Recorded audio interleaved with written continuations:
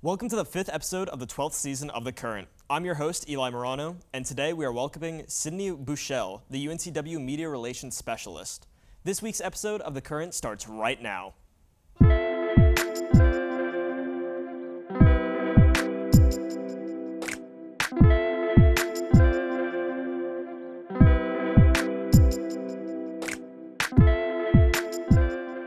We're here with Sydney Bouchelle for today's interview. Can you introduce yourself and tell us what made you choose Communication Studies at UNCW? Absolutely. My name is Sydney Bouchelle. I am the Media Relations and Communication Specialist here at UNCW. Before I did that, I worked at WWAY for 5 years. I was a reporter, anchor, producer, pretty much any hat to wear in the newsroom.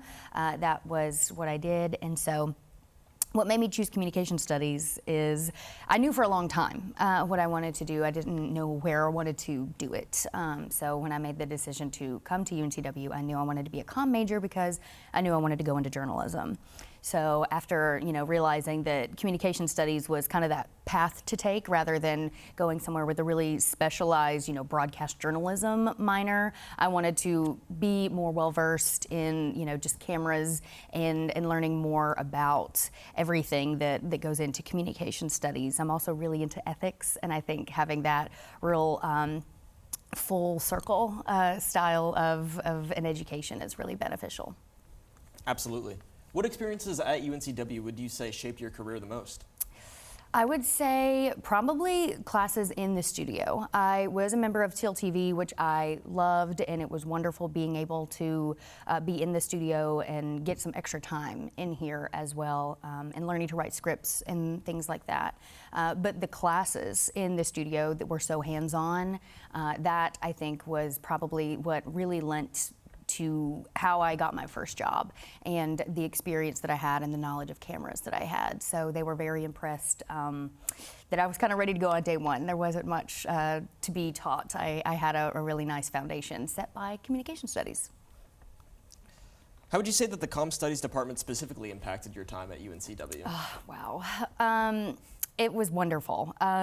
I loved every minute of being a comm major. I loved every class that I took. I really have no regrets as far as everything that happened during my time at UNCW, but the department is just wonderful. Every member of the faculty, they are always willing to help, whether you were in their class or not. If they had expertise in a certain area, they were always willing to provide help for you and go out of their way to do so. So I owe all my success to Communication Studies, the Communication Studies department at UNCW. That's great. Is there anything specifically that you wish you took more advantage of while in college, comm specific or not? Good question.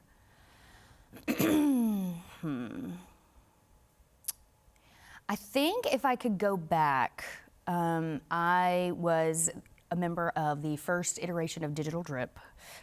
It was my class that created the Digital Drip, which is the student-run production show that is in the Studio 2 class.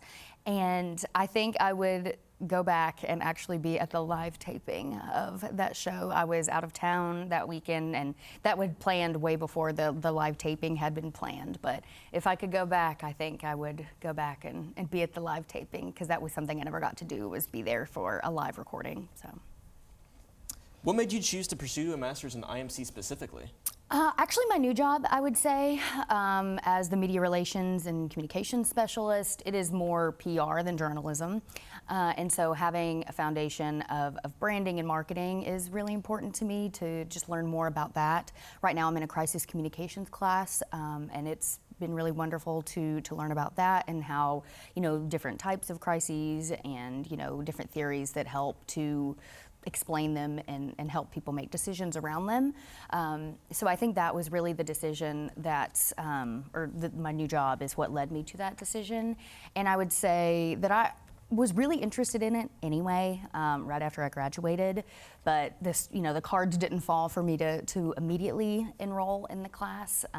But now, working at the university, it's much easier and more attainable for me to be able to take the program or be a part of the program, and I'm almost done now, and it's been really great.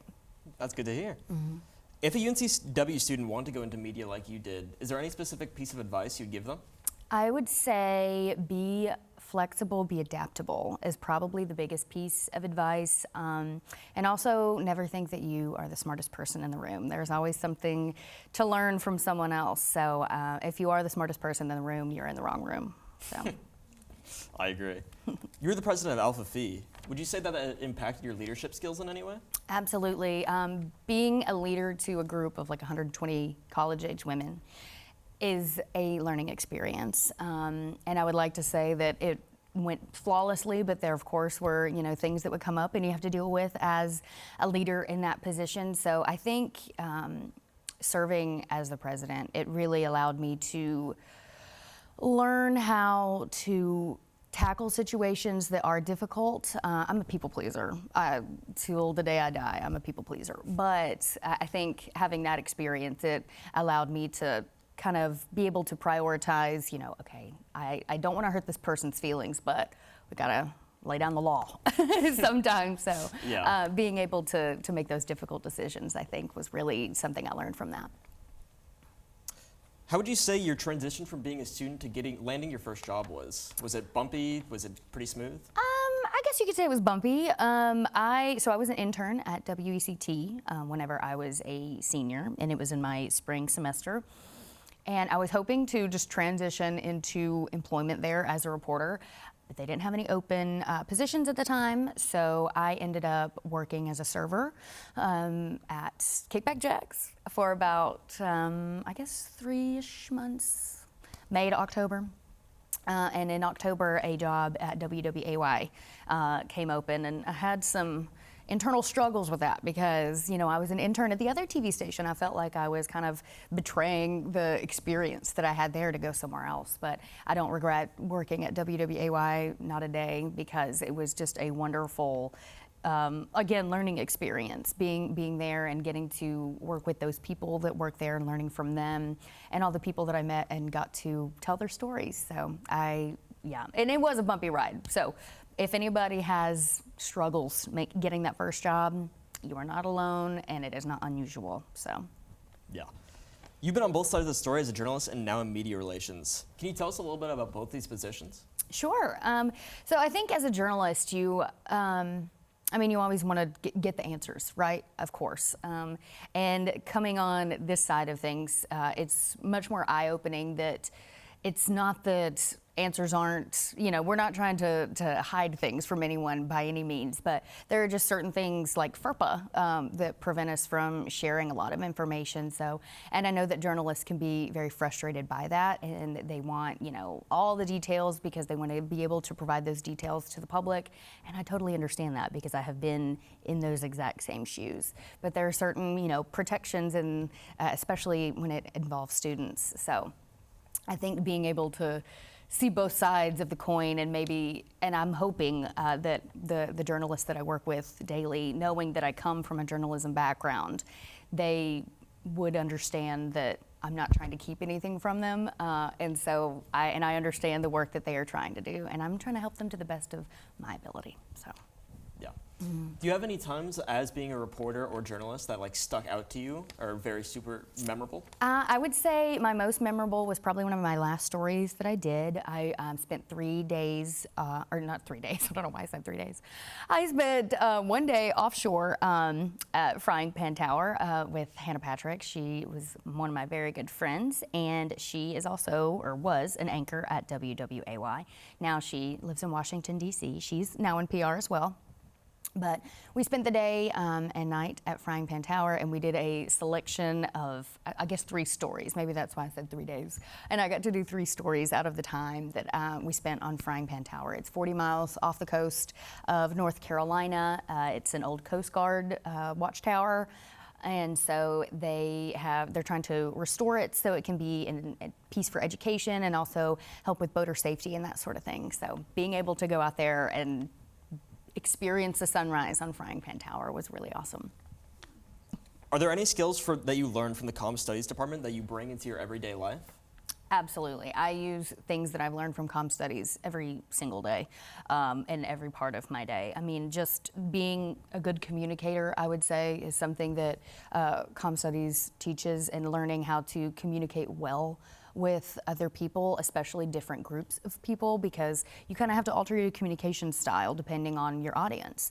And so that is something that I took away from comm studies, and that's something that I have to do every day. If I'm talking to my colleagues, my boss, I'm speaking to them and communicating with them differently than I am with, members of the media or whomever it may be. So definitely, I absolutely take comm studies with me every day. Well, that wraps up the interview. Stay tuned after Wave Watch, and we'll test Sydney's knowledge on news. Is it real or is it fake?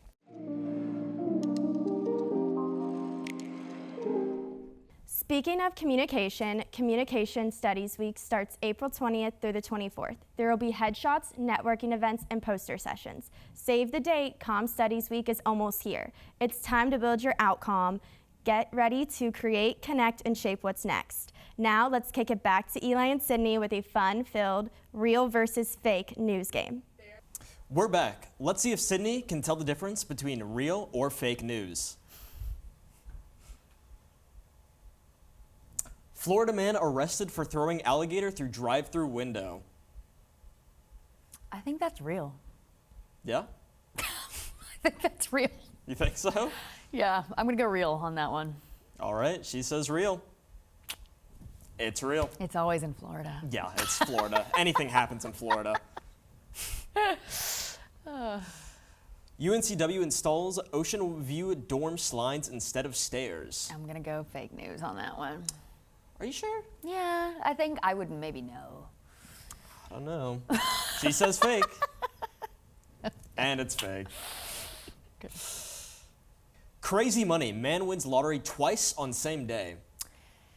The likelihood is so low. Oh gosh, sorry. I feel like I should just make a decision. That's real. Real?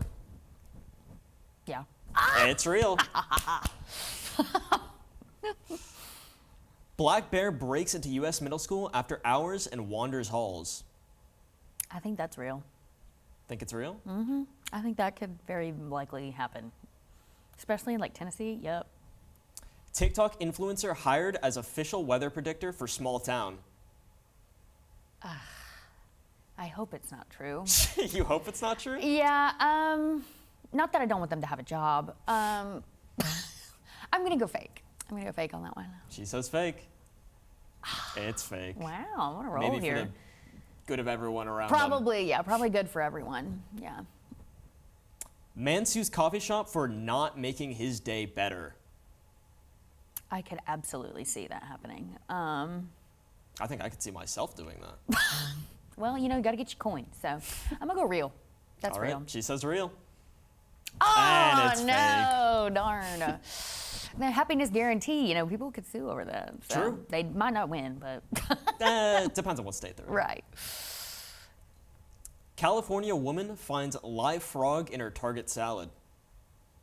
Ooh. I guess real. She says real. And it is real. That's Unfortunate. yeah, that sucks. I hope she didn't bite it. Like, I did she hope not. stab it with a fork first? That's. Ooh.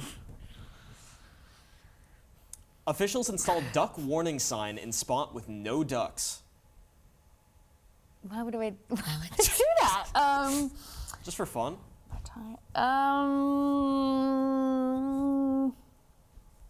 Why would that be a headline either? Fake. She said that's fake. Ah! It's real somehow. It kind of looked real, like the type or whatever. So, but oh well. That wraps it up for us for real or fake news. Sydney, could you close us out for what old time's sake? Absolutely. Thanks for joining us for this edition of The Current. They'll catch you next time.